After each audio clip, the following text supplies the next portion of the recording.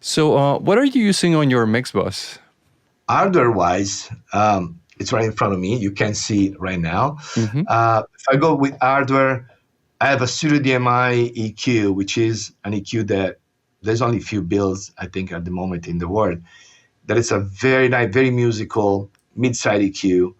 And I use normally dangerous compressor if I want to go for, I would say, vibe, but with respect of the groove of the song. And then if I want to add movement and groove, I combine a little bit of the dangerous compressor for consistency, so keep things under control. And I do an SSLG for groove. Sometimes I actually put an SSLG on my drum bass. Those are the three pieces that are always there. And then based on the song is the black box hardware that's right here on the right side. This sometimes goes on the stereo bus, sometimes goes on the drum bus. With my patch, I just ran from one on the other one.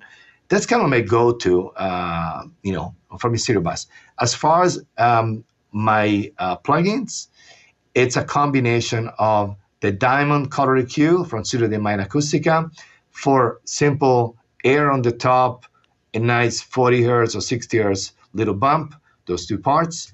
And I'm doing my techniques that I'm working with these techniques now for many years, which is mid-range compression, which is I'm using the Pro C to kind of lift the mid-range with compression on the mid. And then those, I think, they're the two things that are kind of like non-negotiable. So if I'm in the box, I have the Color EQ and the Pro C. If I'm on analog domain, I have my hardware. But then I try to limit myself to like few tools and stick with those, just also to retain my sounds, my workflow, and I think it's important. And then once in a while, I just bring new instrument or do test new gear or new plugins. But try to stay consistent instead of like bring new plugins every time, every songs, and just lose my sound. Mm-hmm. Is there any element on your mix bus that you automate?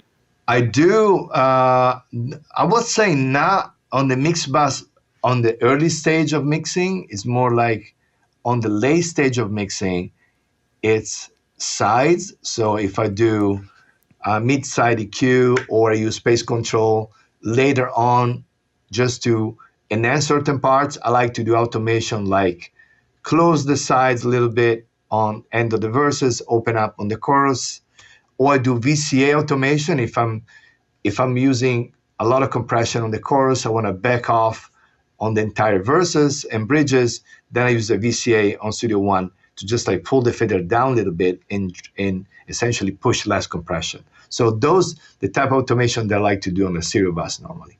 Mm-hmm. And do you ever use parallel processing on your mix bus? I do not on a mix bus. Okay. I do on the drum bus frequently, hardware or in the box. Not on a stereo bus, no. To watch the full video, click the link below and don't forget to subscribe.